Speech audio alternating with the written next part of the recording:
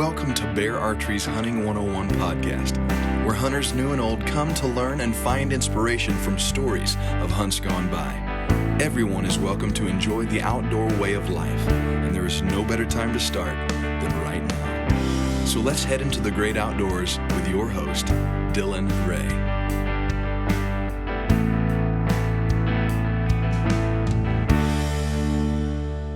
Hello, everyone. Welcome to Bear Archery's Hunting 101 podcast, as always, presented by our good friends over at ScentLok.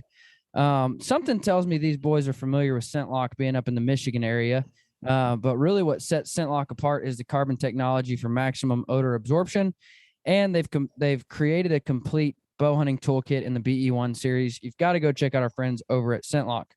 I am incredibly excited about today's episode. I've got two, I want to use the word legends, but most guys don't like when I say that. So I've got two, what's the word I'm looking for here? What should I address you guys as? Can I say legends?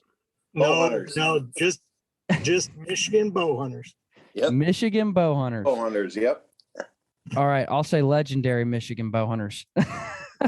I've got Bryan Burkhardt and Jim Eeckhout on the phone. If you're not familiar with these two gentlemen, then you're probably not too familiar with the bow hunting world. Gentlemen, before we jump in, give me a quick introduction to yourselves. I know one of you is the president for Compton and one of you is the president for Michigan Traditional. Give me a quick introduction to yourselves and kind of how you got to where you're at. Yeah, I'll go ahead and start. So this is Bryan Burkhardt, and as you mentioned, Dylan, I'm the president of Compton Traditional Bow Hunters, which is the only national traditional only bow hunting organization. So if for those members or for the listeners that are traditional bow hunters and aren't a member of Compton, please check us out. But, from a personal standpoint, I started bow hunting. You could start bow hunting legally in Michigan when you were 12. And I can't remember not having a bow in my hand, but I was 12 when I started bow hunting. So I've been bow hunting for 46 years. And my father was an avid bow hunter and always shot bear bows. So, he was always a bear archery fan. And every summer we'd go up to northern Michigan on vacation, and we'd stop at the Fred Bear Museum when it was in Grayling. And, we would go in there and see all the mounts, see the moose, the grizzlies, the, brown bears, the lions, etc., Cape Buffalo. And it was just, Fred was my childhood hero. My dad was my mentor, but Fred was my hero. And going to the museum was really what inspired me to go to Alaska. And I've been up there a number of times hunting, close to 40 times now. So it's just, Fred was my inspiration. And it was just, in fact, my first hunting bow was a Bear Kodiak Magnum, a 45 pounder. And I shot my first deer on the ground with that. My dad had this rule when we were young that we had to shoot a deer on the ground before we could get up in a tree stand. So it was just, it took me about 5 years to kill my first deer, but just some neat memories. Now, did you guys both start traditional, or did you start with compounds or rifles? Well, I've never hunted with a gun. In fact, I've never even owned a gun. So for me, my dad's passion, he was bow hunting. And so I just started out with bows. And at the time, Dylan, it wasn't even called traditional because that's really all there was. That was the only way. Yeah. Yeah. The compounds were just starting to come out. But I started out with a Bear Kodiak Magnum. Then I went to a compound for 2 years. And then I went back to traditional. So been traditional 44 years. Jim, what about yourself? Give us an introduction to you.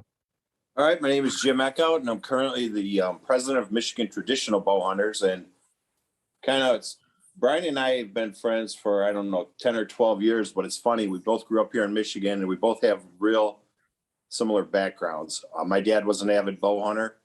Always hunted with bear recurves.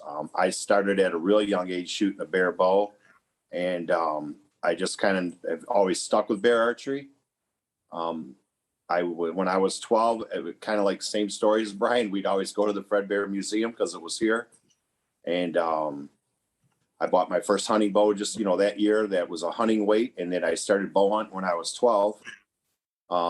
We always had, any like the Fred Bear field notes and stuff like that. When I was a kid, I'd always be reading that and just reading about Fred's adventures. And then I had seen some of the movies and stuff from going to the museum. So that was, like Bryan said, kind of the same thing, inspiration for adventure, and this is actually, if I do make it up there hunting this year, as right now, I don't know what my hunting plans. This will be my 30th year going to Alaska, sometimes a couple.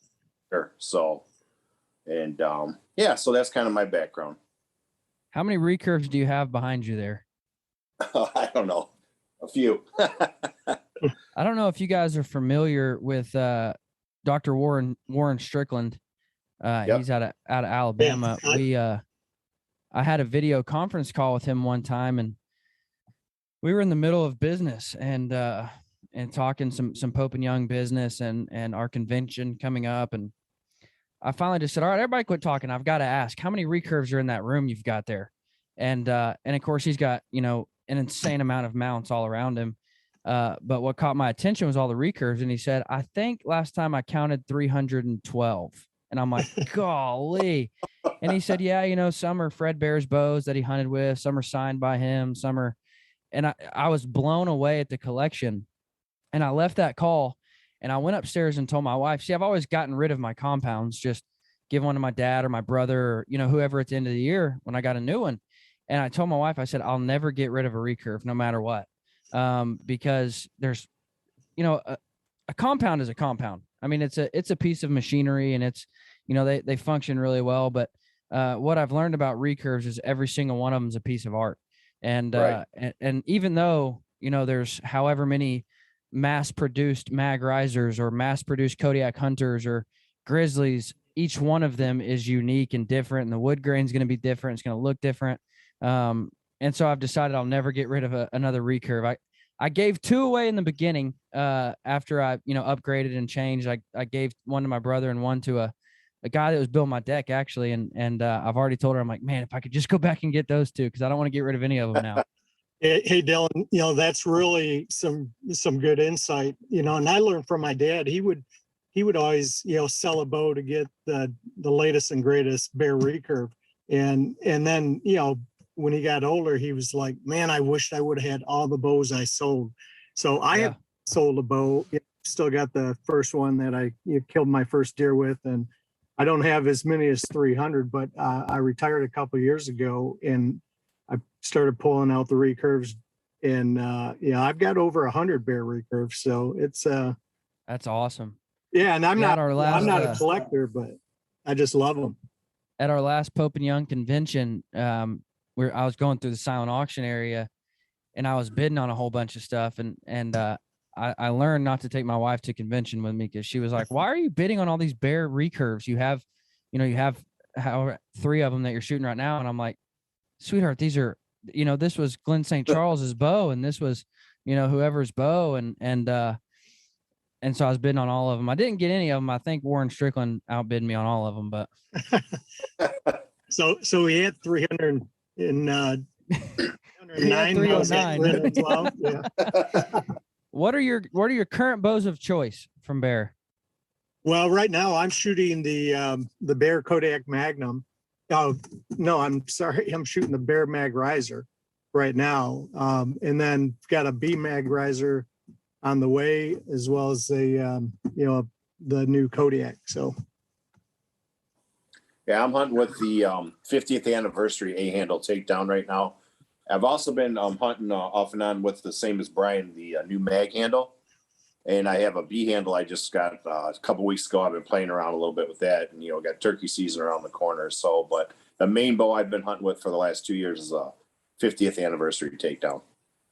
It's a phenomenal little rig for sure. Yeah. Oh, yeah.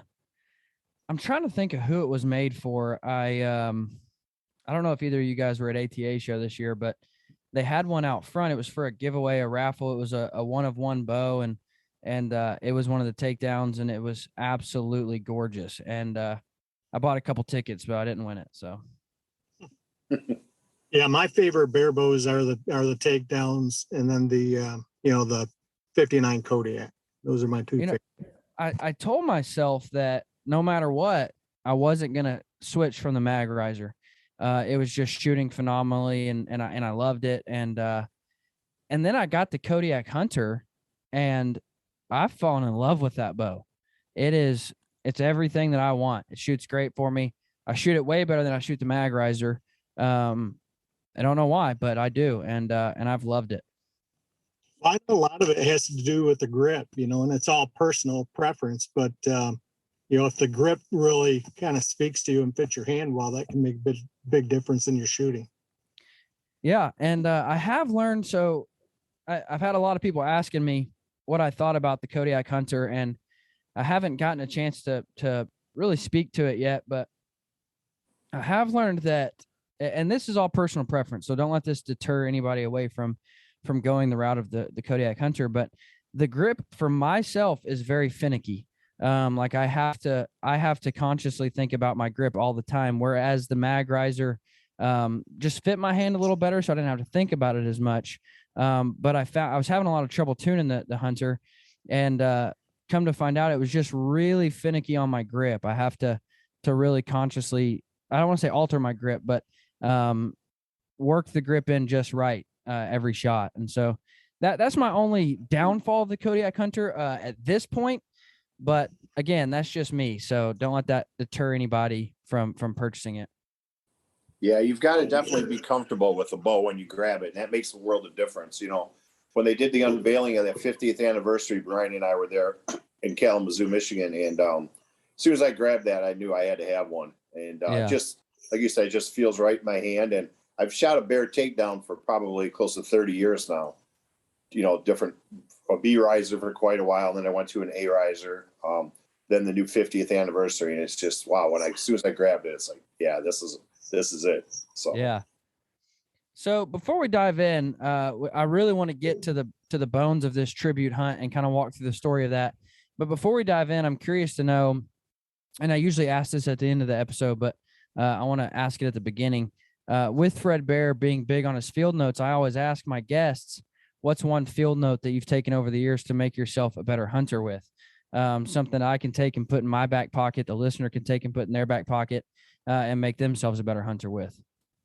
This is, I don't know if you'd call this a field note or not, but, for me going out there, kind of being willing to put it all on the line, the perseverance and doing whatever it takes to kind of have a great hunt and immerse yourself in the entire experience is really important. So I think the attitude you go out in the field with really makes a big difference.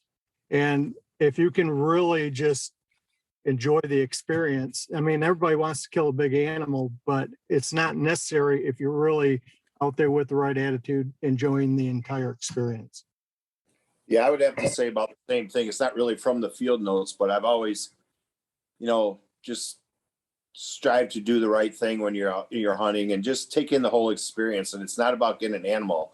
I mean, especially when you're going to different places to hunt, because you can take all the pictures you want in the world and all, it just doesn't do it justice, but it's always in your mind. It's like other people don't get to do that. And you're on your own. You don't have anybody watching you. So I don't know. The adventure in itself, and that's just kind of how I am. Yeah, I would say, and I don't always share one, but it's really been on my mind lately about finding mentors and finding people that can help you and finding people that can teach you and instruct you. And the beautiful thing is, I've heard from guys, and hey, I understand that I'm in a very blessed position. I got to learn from some of the greatest, Jim Willems, Tom Clum, Harv Ebers. Those were the three guys. I just spent 2 days with Harv. When I decided to shoot a recurve, I spent 2 days with Harv, and he really taught me how to shoot a recurve. And so I understand that I was blessed to learn from some incredible hunters, incredible guys that can shoot bows. But even if you can't, we live in a world now where we're so connected and there's so much information out there. And what I've heard from all of those guys was, we didn't have that information. We just picked it up and we had to learn what worked. But now we live in a world where you can purchase these instructional videos and these, courses, and you can go to courses and you can find people who can help you. And so I would just say that whether you're getting into hunting for the very first time, whether you're making the switch to a recurve, whether you're, trying bear hunting for the first time or whatever it might be, find a mentor that can help you and teach you and instruct you along the way, because you don't have to do it alone. No, that's good advice, Dylan. And, Jim and I had the benefit of both having fathers that were avid traditional bow hunters. So we had built-in mentors, so to speak. But, what you'll find in the traditional community is that people just love to help other people. So don't be afraid to ask, and you'll get the help you need. I can't shoot with my father. He's a butthead. I was shooting just the other day, and he lives out of state, and they had come to visit, and he was playing around with the kids, and I was outside shooting, and he slides open the back door and he says, "How far is that?" I said, 24 yards. And he began to mock me. And I said, "Dude, I killed the pig. It was a pig 3D target." And he said, "Yeah, but you should have hit, whatever you hit a baseball, you should have hit a dime." And I'm like, "Shut up, man. Get back inside." Yeah. He's one of those guys. Well, if I'm shooting 3D, to me, if it's a killing shot, it's a dead animal. So that's all that matters to me. Oh, absolutely. And that's something else I'm big on. I tell people all the time, I do not shoot bag targets, block targets with dots on it.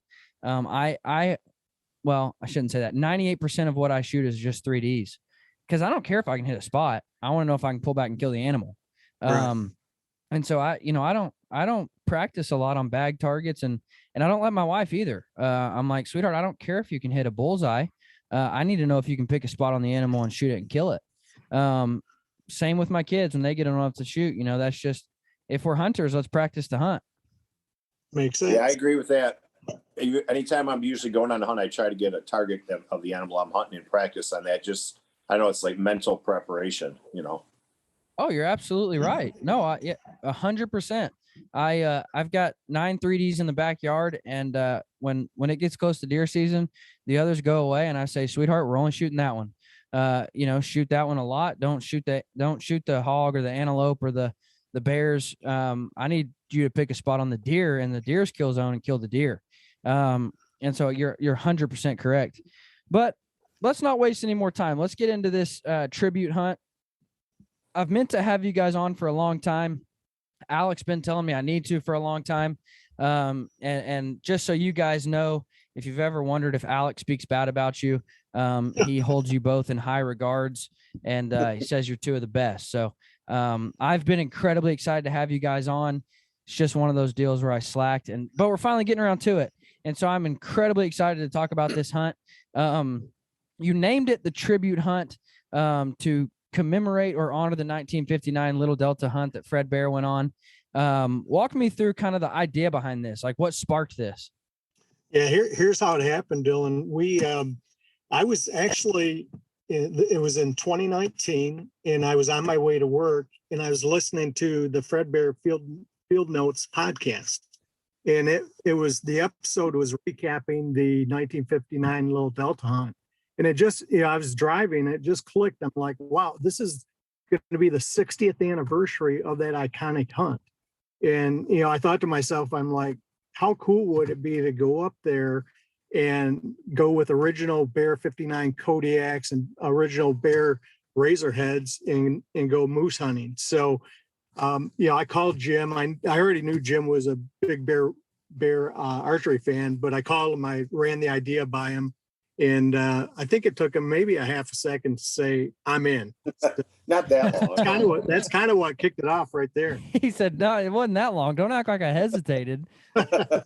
No, he was almost saying "I'm in" before I finished, the idea. But it was, again, the idea was to, commemorate our childhood heroes, Fred Bear and Glenn St. Charles, and pay tribute to them. Jim, I can already tell you that you're my kind of person. When I call a friend, I want him to just be all in, let's do it. Yep. Guns blazing. I had a friend one time, it was a Friday night, and we were at football game and said, "Hey man, you want to go duck hunting in the morning?" He said, "Oh dude, I got to work Monday." And I'm like, "Monday?" I said, "Tomorrow morning. That's Saturday." And just drug his feet and blah, blah, this, that, and the other. And so I found a new hunting partner. But I like guys that'll just jump in guns blazing, man. Where are we hunting? What are we hunting? Let's do it. Well, Dylan, a little backstory before the tribute hunt, every year, because I've been going to Alaska moose hunting since 2008. And Jim said, if you ever have an opening, I'd love to go. And the guy I was going with, he had, and I'm in air quotes right now, retired from moose hunting.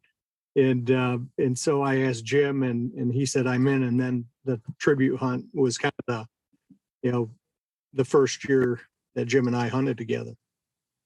Now, before we jump in, tell everybody kind of about the Little Delta hunt. What made it so iconic? What made you guys want to relive it?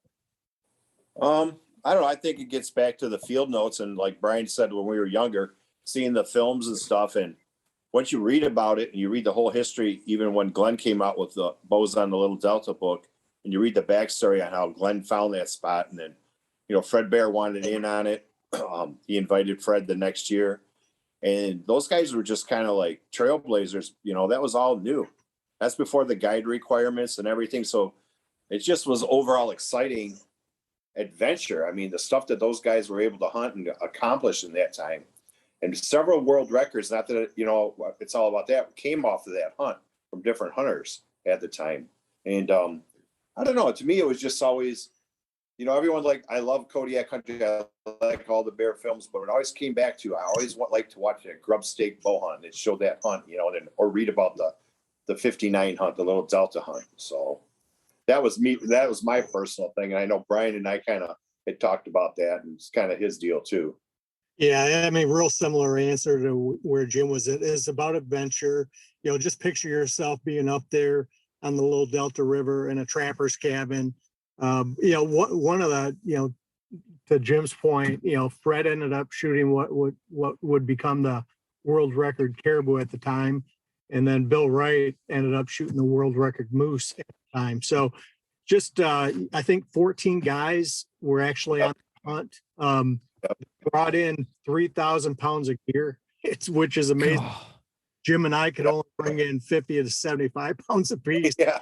So, and and if you think of, the one iconic photo from that hunt that just, if you're a kid and you're looking at that photo, and it used to be in the Fred Beer Museum, it's the suspension bridge over the Little Delta River. And I don't know if you've seen that photo, but I have, yeah. If you haven't, but it's a super cool photo. And just it was about adventure, and it was about experiencing wilderness in its rawest form, and just really, with good friends. And I know I was going to get to experience that with Jim as well. Now, what did you guys set out? And I don't know that this is the right word.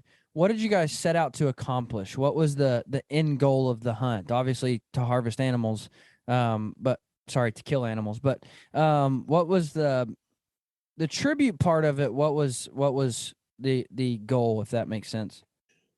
Yeah, I guess it wasn't. We were both, after a moose, but that wasn't what it was about. It was about paying tribute to two legends of bow hunting. And, they happen to be our childhood heroes as well. But it was kind of, for me, it was about connecting the past and the legacy with the present, and being able to pay honor to, to the people that paved the way. I mean, those Fred and Glenn were extremely instrumental in getting, bow hunting seasons established across the country. So it was just, they had given so much of themselves, their time, to bow hunting, and it was just neat to be able to pay them tribute on this hunt. In my mind, obviously, especially in the Pope and Young world, Glenn St. Charles and Fred Bear are always talked about. Names always are brought up. And when I began working for Pope and Young, it was such a humbling experience to start taking in some of the history. because I think that we live in a generation that's lost upon us. We live in a generation where the adventure side of bow hunting and, you know, the paving the way and blazing new trails and doing things that have never been done before, that's all been lost upon us. And especially my generation, we think that bow hunting was just handed to us, and it's always been here. It always will be. And we have nothing to work. And we never stop and take a time to look and learn about and study and give appreciation to the guys who really paved the way for us to be where we're at. And so that's why when I heard about this hunt, and of course I heard about it when it was taking place or soon afterwards, at least, you know, it was almost one of those times where I'm like, praise God, you know, somebody's doing it. Somebody's not forgetting those who paved the way, who blazed the trails and who made the difference and made it possible for us. You know, because we truly wouldn't be here without guys like that. Well, that's true. You know, and that's kind of what happened is once Bryan and I were discussing the details of the hunt, that was in early January. Well, then the Kalamazoo Trade Expo was coming up, you know, traditional boat trade expo. But once we started talking with individuals there, it just started gaining momentum. And it was like people would come to Bryan and myself, hey, you know, I've got this that's from, say, 1959, or I've got this, or I've got this item. And next thing you know, the whole traditional archery community was kind of rallying behind Bryan and I. And next thing, I mean, we took so much original gear with us. It's unbelievable. Now, Dylan, we ended up having 40 items donated, you know, for us to take on the hunt. And, you know, here Jim and I are trying to stay within 50 to 75 pounds. Yeah. Jim, I'm like, we're going to have to get another, you know, Super Cub flight just for the gear. But it was really neat to, you know, to have the traditional bow hunting community rally around the hunt. And I'm real glad, Dylan, to hear you say, you know, you appreciate the historical component of the hunt, because, you know, I do get a little concerned about, you know, the younger generation really not understanding the history or not appreciating it. So I'm glad you do. Well, it's, you know, I agree it's with that. Yep. nearly impossible to sit around with guys. You know, Harv was a friend of Fred's and a friend of Glenn's, and, you know, one of the founding members of Pope and Young along with those guys. And it's impossible to sit around and hear those guys talk about, you know, the struggles along the way and wanting more for bow hunting in the future. And, you know, we did this to create opportunities for you guys. And it's impossible to sit there and hear that and not be humbled by what they did and not be thankful for what they've done and not be, you know, almost just in awe of, wait a minute, you mean these things haven't always just been here? There hasn't always just been bow hunting seasons in places. It's impossible to sit there and have those conversations and not, you know, just take it all in about the history of bow hunting. Well, that's, you know, to your point on that, Dylan, that's what, unfortunately, it seems to me that, and it's no one's fault, but a lot of people take everything for granted that, oh yeah, we just have a bow season, but the four founders that fought for these seasons, you know, when Michigan first got a season, it was like a week long and it stayed that way. And, you know, and then other states like Wisconsin, and then it started to build. And then finally they realized, you know, well, this has low impact, but it gives more sportsman's days, low impact on the resource that, you know, and it kept building and other states joined suit. And then it kind of blew wide open, I would say, you know, through the 60s and 70s to what we have today and the very liberal seasons. Well, those men fought.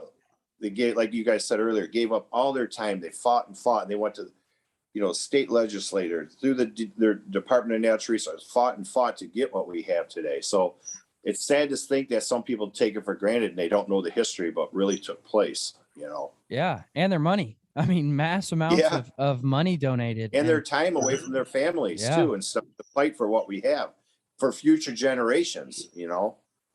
Yeah, absolutely. Well, this isn't where this episode was supposed to go, but I'm glad it did.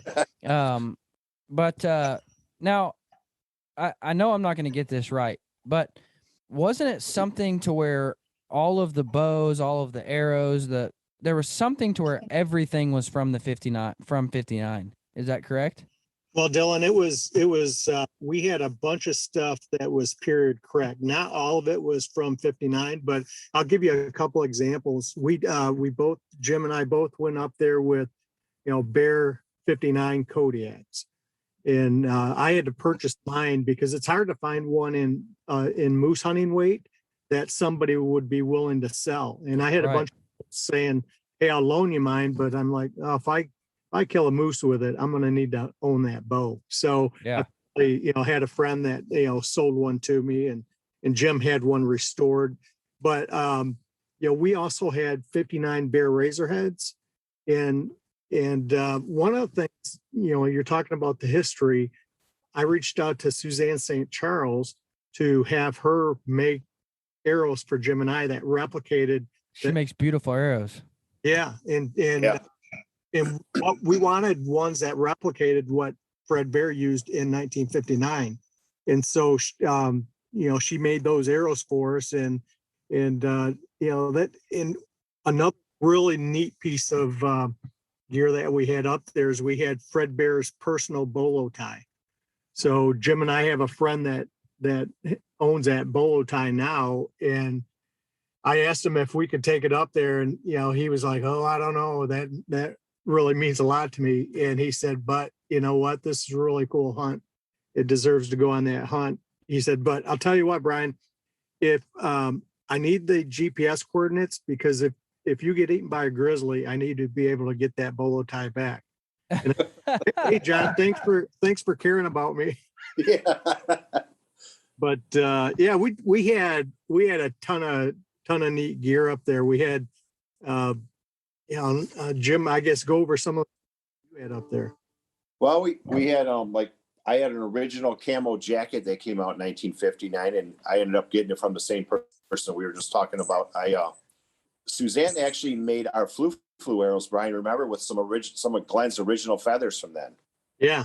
Yep. And then we used we had original bear knocks that our friend John had right from Grayling. He had piles of them. He let Brian and I sort through. Boy, I don't know. There was just so much. We took, original 1959 arrow boxes. I mean, we took all that stuff that, and it still performed flawlessly 60 years later. I mean, that's what I was going to ask you. Were you nervous about anything? No, not at all.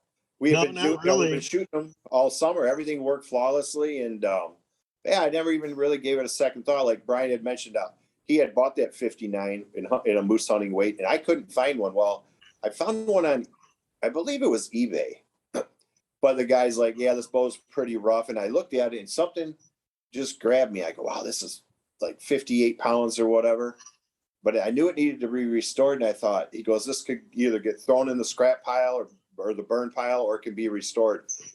And I said, "You know what? I'm buying that bow. I'm restoring it, and I'm taking it on the tribute hunt, bringing it back to life." So that's what I did. I had it all restored, and that's the bow I end up hunting with. And I shoot it all the time. I love shooting it. It's just amazing, Dylan, another piece of gear that I was fortunate to get, again, our friend John, we went over to his place for what we call the Fred Bear 59 day, and so he owns all the slides to the original 59 hunt. So we actually went through the entire slideshow. We were looking at the arrows in detail to get the right dimensions so we could have hand those off to Suzanne. We were seeing the construction of that suspension bridge that I was talking about earlier, and it was just really kind of reliving the history of that entire hunt. And it was just neat to have Suzanne St. Charles, part of Glenn's legacy, part of that hunt as well. So it was just, again, connecting the legacy of the past with the present. Yep. Those slides, very few people have ever seen all the slides that were taken. Obviously, only so many were able to be used for publicity, after the hunt. But like Brian said, we got to look up at pictures of close-ups of the arrows. So I took measurements off those arrows where all the cresting was and everything. And I went and I laid out a whole blueprint basically to give to Suzanne so they matched. And then Brian, did you reach out to Dale about the feathers to get the correct dye color? Yes, I reached out to Dean Vanderhurst at Three Rivers because we knew basically there were two natural barred feathers dyed yellow. And so Dean at Three Rivers was able to hook me up with some of those. So it was just everything coming together. I know when we were at John's house, one of the things that he had was a Borsalino hat that was the identical brand, identical size that Fred had, and identical color. And it didn't fit John, but I put it on and it fit me. And I'm like, oh, John, I've got to buy this hat from you. So he sold it to me. And it's just really neat.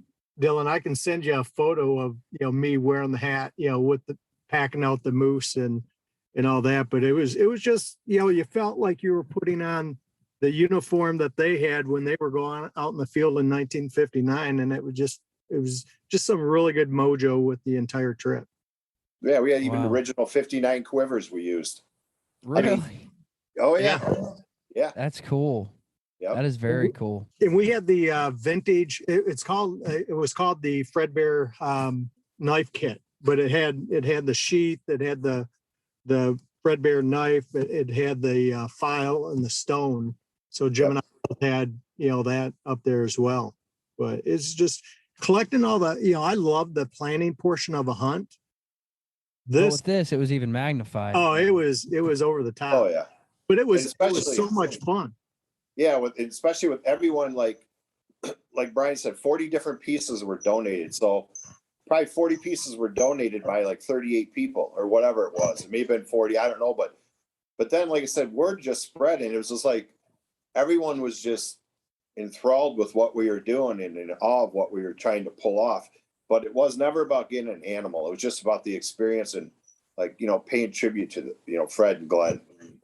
Yeah, it wasn't about myself, it wasn't about Jim, and it wasn't about a moose or a caribou. It was about, paying tribute to Fred and Glenn.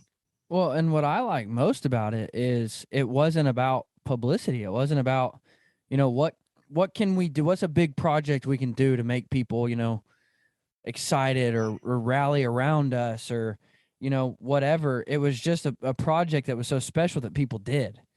And that's just, I think honestly on that thing.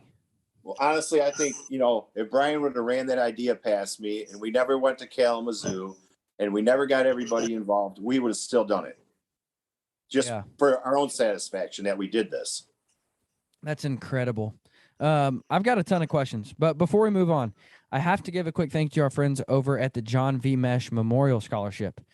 John Mesh was a firefighter for 13 years in the Kansas City area. On the night of October 12th, 2015, he died in the line of duty. John had a strong passion for getting kids involved in the outdoors. So his brother Jim, who has become a good friend of mine, started the John V. Mesh Memorial Scholarship. They hold events around the country to raise money, and then they use that money. Those events are really to get kids involved in archery, get kids involved in skeet shooting, get kids introduced to the outdoors. But then the money that's raised, they take and put forward for a scholarship fund for somebody who's going into the outdoor industry, like a game warden or a forest ranger or something of those sorts. I'm not a huge, I'm not on board with every single nonprofit out there, but this is one that I stand behind and support because I'm passionate about getting kids involved in the outdoors. Go check out johnvmesh.org because I think it's an important one. What was the most surreal moment for you guys on this hunt? I don't know, it's probably when we were in camp the first day and you realize, you had all this gear that we were putting together, we're getting our quivers on our bows and putting the arrows in the quivers and, and it's all this vintage gear. And we knew the purpose of, we had a mission on that hunt to pay tribute. And so it was just more the ambiance of the entire hunt was surreal. Right. And putting on Fred Bear's bolo tie and going out hunting was really cool. What about you? What about for you, Jim? I would say the same thing because it was like I don't know, reality set in real quick when we got into moose camp. We got camp set and then broke out all our hunting gear and getting everything ready for the next day to hunt. And then we were shooting around camp, and I don't know, it just was all coming together. And I'm like, wow, this is, and like Bryan had said, we've hunted Alaska multiple times, but this was just, you could just feel that, I don't know, this was just something special, this hunt, something, I don't know what it was, but it was good. Was there ever that time where you're like, did something ever happen, or did you ever do something where you're like, holy crap, we're on the same hunt as Fred Bear? Like, was there ever that specific time? Does that make sense? I think it was always in the back of my mind, but I don't think it was like, wow, you know what I mean? I knew why we were there, what we were doing, but I don't think it was like weighing heavy on me. I think I just would like kind of smile to myself once in a while thinking it. So now, Bryan's already let the cat out of the bag. He said when I was packing the moose out. So we know you guys found some success. Sorry about that. Yeah. So walk me through the hunt portion of it. Well, the first morning, because Bryan had hunted the valley obviously in years past, so he knew. So the first morning out, Bryan said, well, I'm gonna walk out of camp. I'll show you a good glassing point. And Bryan would hunt one way out of camp and I would hunt another. Probably like we're a half mile either side of camp. So we're basically hunting about a mile apart. So Bryan took me the first morning and it was just like scripted. I mean, we were in the moose pretty much after daylight, and Bryan and I got to do some stalking on moose and got to hunt that first morning. And then we went back around midday and had lunch, and then we went our separate ways. And it just was like, I don't know, Bryan, wasn't the first 4 or 5 days I just was in moose nonstop. You were getting stalked. We were just in, it was just happening nonstop. Well, I mean, I've been going up there since 2008, and I've never been in a position where we've had 2 stalks on mature bulls the first morning, and that happened. And, Jim was seeing big bulls, we were hunting separately, but he was seeing big bulls every morning and evening. And I told Jim, I'm like, Jim, I mean, you don't understand. Moose are very low density animal. And you've seen more than my previous hunting partners have in 3 years of hunting. So we just, I don't know if friend Glenn were sending them our way or what, but it was pretty cool to be into that many mature moose.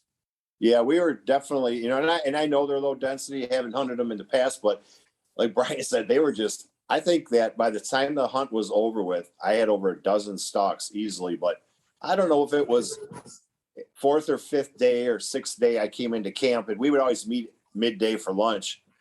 And when I came into camp that day, I knew something special had happened because Bryan looked a little excited, and I think he was missing an arrow or two. That was actually day 5. It was it was March the 13th. September. That's right. It was Friday the 13th. It was Friday the 13th in September. And and before we left out we woke camp up that morning, remember? And I said, today's going to be a good luck. It's good luck Friday. The 13th. And I told Jim, I'm like, I'm not superstitious, but I'm okay with this being a lucky day. So it was actually in the morning, and I'd seen, I got to my glassing spot and I saw a cow actually working, on the side of the mountain towards camp. And then about, I don't know, maybe a half an hour later, all of a sudden I saw this bull tight to the side of the mountain. So Dylan, we're hunting this, river system, and you've got mountains on both sides. So you're sitting on the side of the mountain glassing, and then when you see a moose, you go after it. So I made my way down the mountain, crossed the river, and I was pretty sure this bull was going to walk on this peninsula and cross this back channel, and that's what he ended up doing. And I could just, all of a sudden, I'm on the peninsula waiting for him, and I can hear him grunting, and then all of a sudden I just see these big palms above the willows coming my way. And I'm like, oh, it's going to happen. It's going to happen. And sure enough, he came about 25 yards, and I shot in right before he was getting ready to cross the river. And I don't know if I got a deflection. I don't remember seeing a deflection, but I hit him low, and he ran across the river. and I could tell he was losing a lot of blood. And so I crossed the river as well and made a big circle, and he was kind of crashing through the brush, and he got in this opening, and then I put an arrow, right through his chest, and then went and ended up getting Jim, and we ended up, finding the moose. But it was just a pretty neat experience knowing that you had original 59 Kodiak, the bow's older than me, and you just killed a moose with it. Well, it was really cool, Brian. What I always remember is when we were going, we had something, we made ourselves some lunch. We call it the kill kit, which we always have, and which has all our game bags and knives and everything. And we started going, and, Brian showed me where it took place and where the blood, we knew the moose had crossed the river, and we were looking for a place to cross. And Brian was about 10 steps in front of me. And I just glanced over to my right across the river on this little low spot, and I could see this big palm sticking up out of the willows. And I go, "Hey, Brian." He's like, "Yeah." He turned around and go, "Come here." And I just stuck my hand out to congratulate him and pointed across the river. The bull was laying dead right there. Yeah, that was a cool moment. And what's really neat, Dylan, is the following year. So I looked for my arrow that I shot through the chest of that bull and just couldn't find it. And that Alaska bush just sucks up, arrows. But the next year I was up there again, moose hunting. I was making a stalk on a bull, and right in the middle of a moose trail laid the arrow that I shot the bull. No way. Yeah, and fully intact, really. Wow. Still in great shape. And it was one of those where I had to look down. I'm like, you got to be kidding me. I don't believe this. But now that actual kill arrow is on the rack. Yeah. Wow. When he found that arrow, Dylan, I had shot a caribou a couple days prior, and it was towards evening, and I was getting stuff ready around building fire for dinner and stuff. And I was waiting for Brian to come, and I seen him getting ready to cross the river. So I walked down to the river to greet him. And as he crossed the river, he kind of handed his bow up the bank to me, and I could see it already. I'm like, "What's that white arrow doing in your quiver?" That's one of the 59 arrows. Yeah, one of our arrows. So, and the arrow's in fab. I mean, you could shoot it right now. Oh, yeah. It laid out there all year. Wow. After being, shot through a bull moose. I was going to ask you guys both, do you both still use wooden arrows? Yes. Yeah, I do. Yep. What's your tips or tricks for wooden arrows? Buy Sherwood shafts. Yep, Sherwood shafts. There you go. Yeah, these are Doug fir arrows is what I shoot, and they do a great job. And Suzanne made these arrows for us. Joe Callahan, makes bear arrows, and out of wood. He makes them out of carbon too, but I've used his arrows as well. But typically, Suzanne's arrow was the first arrow that I've ever killed an animal with that I didn't make myself. So Really? My own, yeah. Wow. We wanted the Glen St. Charles connection with the tribute hunt, so we had her make the arrows. Now, do you not? This is a stupid question, but I'm still new to it. Do you not just break a ton of arrows? Being wood? No. Oh no. They're tough. I'll give you a little backstory on how tough they are. And this isn't to bash on any arrow manufacturer or anything like that, but I was up moose hunting in Canada a couple years ago, and a buddy of mine was shooting what are they called? Full metal jacket or something like that? Yeah. I don't know. And we were shooting at a little sand pile along where we were hunting in. Just, stump shooting type thing. There was a sand pile with a leaf on it. So I shot and I hit the leaf, and then he shot. And when he hit, his arrow flipped up in the air. We walked over there and shattered the whole tip off the arrow because there was a small stone in there. And he was just perplexed. He goes, "Well, you hit the same stone and your wooden arrow didn't break. How did this shatter?" I said, "I don't know." So they are very durable. They're a lot more durable than people give them credit for, is what I'm trying to say. Dylan, the other thing you could do with wood arrows is you can foot the end to even make it, have a little more, weight on the end. And that's what I do with all mine, basically, are all footed. Yeah. Now, guys, I miss my target a lot. Like, you guys might not have to worry about it as much, but I miss a lot. Nah, you'd be fine with wood shafts. You get the right spine and all that. That's probably what's really important is just making sure you've got the right spine and you've got the arrow tuned to the bow you're shooting. Right.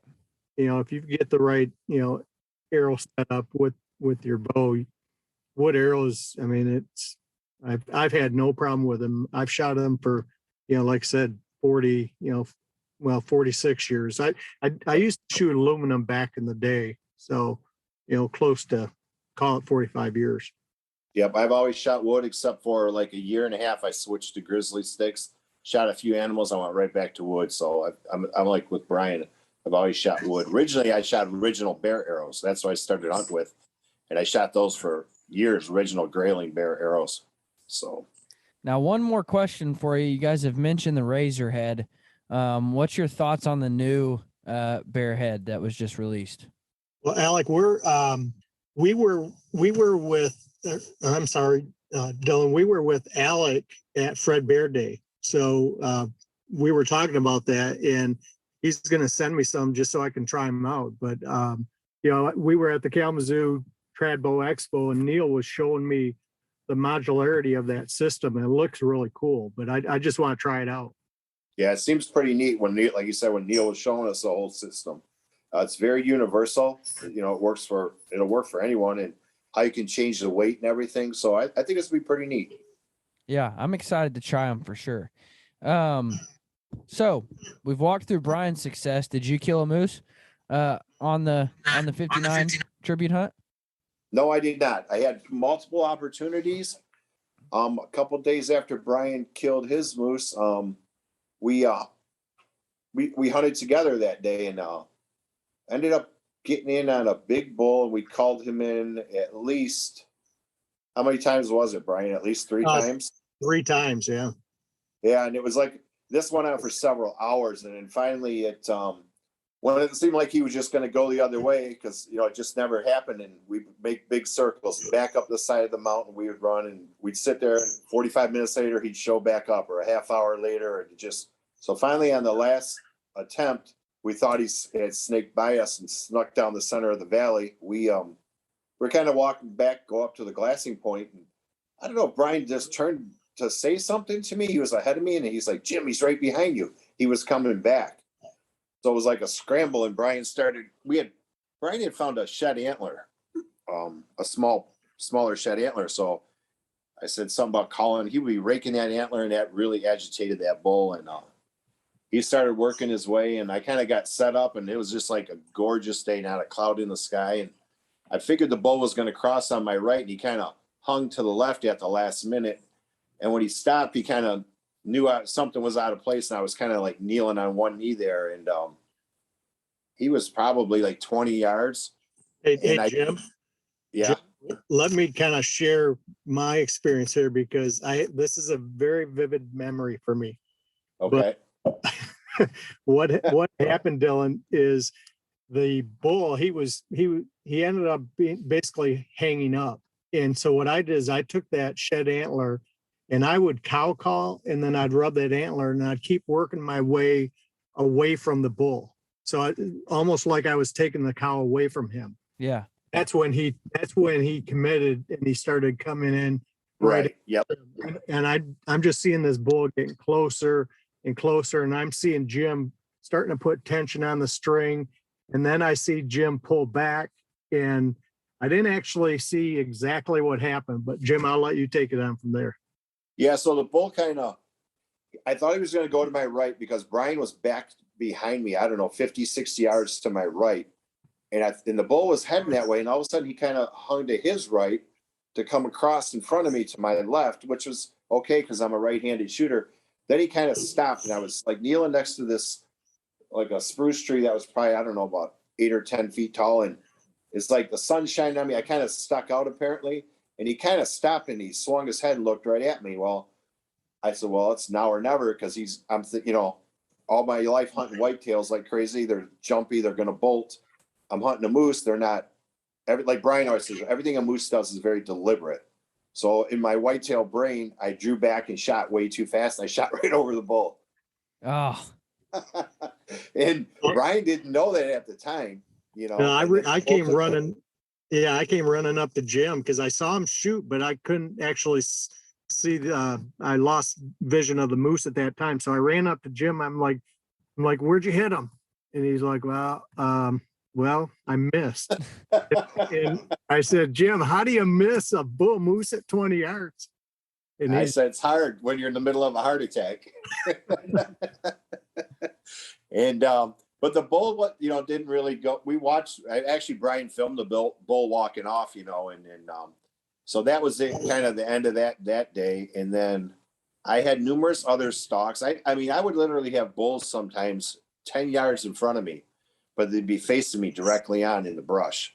And I just was never going to take that shot. And then the one evening, in the unit we were hunting, we were allowed to shoot any size bull. So we didn't have to worry about the antler point restrictions that are in most of the units in Alaska, which are 50-inch or 4 brow tines or 3. But anyway, it was a smaller bull.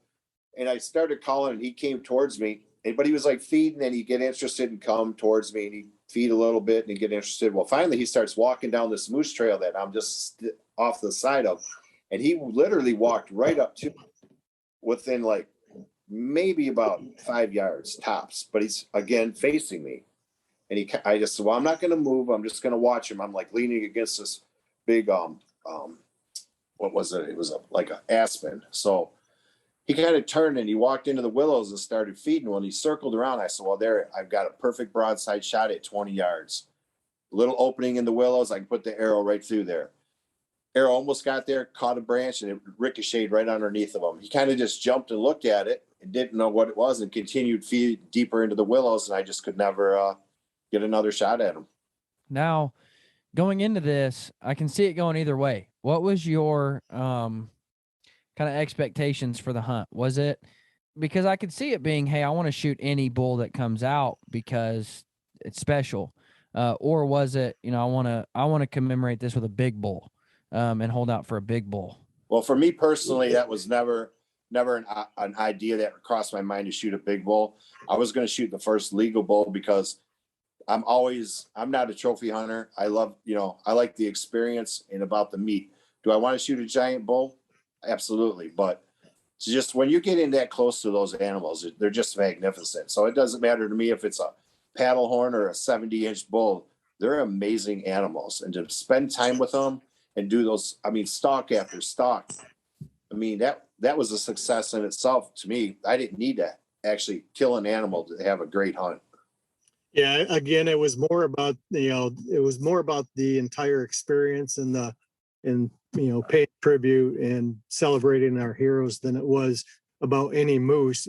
For me, it's a little different. I've killed 6 moose, and so early on in the hunt, I probably would have passed on smaller bulls, but again, that wasn't our thought process. We were up there just enjoying the experience and kind of reliving some history. Yeah, I agree. Would that have been, Jim, would that have been your first bull? It would have been my first one with a bull. Have you got one now since then? Nope. I was up there the following year with Brian when he found the arrow, and the hunt started out pretty much the same way. First morning, I'm into moose, and I'm getting into stalks. And for the first few days, I was getting stalks on moose. And one day, heading back to camp at lunch, I ended up I spotted a caribou down in the valley. I'd spotted him earlier, I thought, up on the side of the mountain coming through the timber. And then when I was heading back to camp for lunch at midday, I noticed this bull down in the valley, and I just started paralleling him on the side of the mountain. And then he kind of hung a hard 90 to his right, and he was heading right for the river. Well, the way the mountain dropped off, I was going to lose sight of him, but I knew where some caribou trails came through the spruce. So I just went on ahead and kind of positioned myself between 2 trails. So I'd have like maybe a 20-yard shot to my right or a 15, 20-yard shot to my left type deal. And it was in the stunted spruce on the side of the mountain. So I kind of, it was going to happen quick if it did happen. And I stood there for about 10 or 15 minutes. And finally I heard something, and he was coming up to my left, which was perfect. And I ended up shooting that caribou. And then once I did that, that was the end of my moose hunt because I only had a moose tag. And in Alaska, you're allowed to use, to say the moose tag costs $800, where a caribou tag would cost, I don't know, $700 or whatever. You're allowed to downgrade on and put your tag on that. So I was more than happy to shoot that caribou with my bow and put my moose tag It's a pretty on good it, so. consolation prize, I'd say. Oh, it was amazing. Dylan, I remember meeting Jim in camp, for lunch. And I said, "Hey, how did your morning go?" He's like, "Well, I lost an arrow." I'm like, "You lost an arrow?" And he's like, "Yeah, in a caribou." So, yeah, That's a good way to put it. Yeah. So after lunch, we went out there and tracked the caribou and found it right away. And that's pretty neat. That is cool. Gentlemen, I have one more kind of tip question or whatever you want to say. What do you say to the guy who is just getting into archery or just making the switch to a recurve, either or? How do you learn and assess and figure out your effective range? Like how do you teach somebody to say, okay, this is the furthest I'm going to shoot, period? Well, I would say back to what you had said earlier, Dylan, about finding a mentor. First off, there's enough people around, especially in the traditional archery community, like Bryan had mentioned, that are willing to share their wisdom. And then when it comes to shooting, I don't know, I'm kind of different about this. I don't particularly like shooting 3D targets and stuff like that. I mean, I have them. I think I learn a lot more by stump shooting with blunts and stuff and walking around or throwing a tennis ball around and shooting at that in the 100%. Woods. Or, and so I don't know, and just don't overbow yourself, and just like if you can find a mentor, don't put too much pressure on yourself. Just enjoy it, and don't overthink it. Just because you may not be shooting great today doesn't mean you're doing anything wrong. It's just that day, Dylan, I guess for me, it's all about being confident, and everybody's different. So somebody's effective range may be 30 yards with the recurve. Somebody's maybe 15. But so it can be individual, but you've got to have confidence in your equipment, and you've got to have confidence in your shooting. And if you're very confident that you can make that shot and you have that green light go off in your brain, then go ahead and take it. If you've got a question mark, do not take that shot, because really bad things are going to happen. So for me, it's more about practice a lot, have a mentor that can help you out to increase your range, but be confident when you're taking that shot. I love that you said that, because I had a buddy not too long ago. He said, it's effective range is so, even for an individual hunter, it's so subjective. He said, I've seen a bison at 40, and he's like, I can 100% make that shot. He's like, and then I've seen deer at 10 where I'm like, I just don't know. So he's like, it's so subjective. But just like you just said, if an animal comes out and you're like, I can make that shot 100%, make the shot. And if, like you said, if there's any doubt or question in your mind, don't pull your bow back. Right. Absolutely. And just like I say, just have fun, because I know some people that may be coming from shooting a compound and getting into traditional, they want instant success, maybe like what they can do with a compound, and it's probably not going to happen for the average person. You're going to have to put the work in, and you got to shoot. It's repetitive, you got to continually shoot, and just enjoy it though. That's the whole thing I always say. Have fun and don't beat yourself up too much, because you'll get discouraged, and then you may start picking up bad habits. Just keep it fun and simple. Now, what was the biggest lesson or takeaway from the tribute hunt? Well, the biggest takeaway, I don't know. Yeah, I don't know either. I mean, for me, for you, it was a moose. well, that was the biggest, because that was about 1,600 pounds. But no, I guess in terms, I'm thinking more from a thought process and all that. Yeah. I would say there was certainly a sense of accomplishment. It was just really, when I talked earlier about immersing yourself in the entire experience, we were able to do that. We had a lot of people that, Jim and I were asked to, speak at PBS and to Compton about the hunt. So we knew we were going to get to share the story with friends. And so it was really like, we had a mission when we went there. the mission was accomplished, and kind of internally, I felt like, Glenn and Fred would have been proud of, what we did. Yep. I agree 100% with what Bryan just said. And the thing is, Dylan, is like, Bryan and I went up there with all that vintage gear. And then when he shot that moose, it just, I don't know, like here, we did it. It wasn't that Bryan Bryan got the moose, but I got to help him, we found the moose. We got to pack it out. We got, that it was like, it didn't matter whose moose it was. And we did what we set out to do using vintage gear. And we brought everyone that contributed or followed that hunt. That was their moose too. Yeah, exactly. Yeah. Well, and I think that, for myself, one of the biggest takeaways, and you just said it, we went and we completed our mission. But the mission had nothing to do with killing a bull. No. And the mission, and this is for the listener, maybe just getting into it, who's getting down on themselves and getting, well, maybe I'm just not good at hunting, or maybe, well, listen, folks, the mission is not always about the kill. And in fact, it rarely ever is. It rarely ever do we come back from a hunt where we're successful and say, okay, well, now I've completed my mission. Or vice versa. We come back from a hunt where we don't kill an animal and it's like, okay, well, I didn't complete my mission. If hunting is all about the kill for you, you're not going to enjoy it much. You won't find the happiness in it. You won't find the gratification, the camaraderie, the history, the sentimental relationship that's built with somebody when you share camp. You just won't find it if your focus and your mission is always just about the kill. That's very true. Very true. I just got asked that on a different podcast a couple weeks ago. What was my most memorable Alaska hunt? And obviously, haven't gone so many times. There's a bunch, but it wasn't simple. It was like I knew instantly. My most memorable hunt was the tribute hunt. And afterward, they asked me, "Well, you didn't even get an animal on that hunt." I said, "You guys don't understand. It's not what it's ever about. You don't know. You don't understand what took place day after day on that hunt, and how much fun Bryan and I had in camp. And we would shoot around camp midday, and we would come back at night, tell stories around the campfire of what happened throughout the day on stalks or animals sighted. That's what it's about."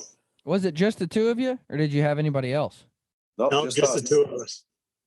That's incredible. I'm just glad that the meals, the freeze-dried meals you ate weren't 59 specials.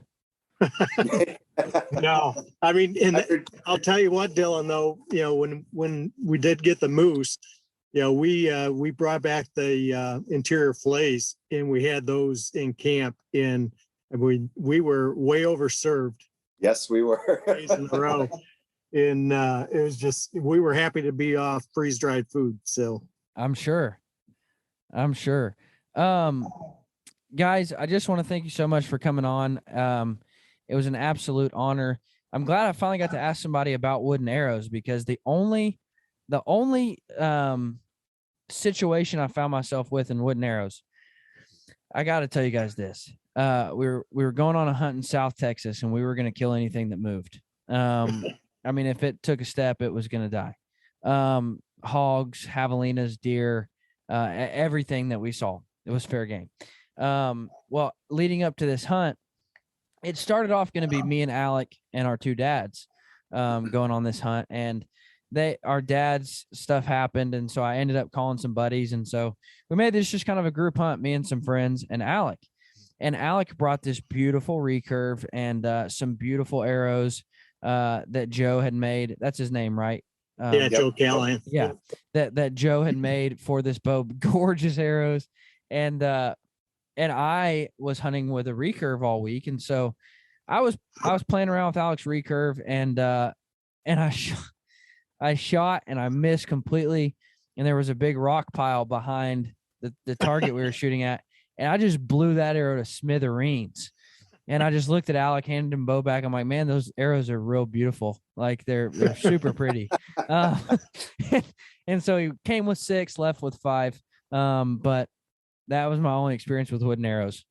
Yeah, they're not, hard rocks like that down there. And I've hunted Texas a lot.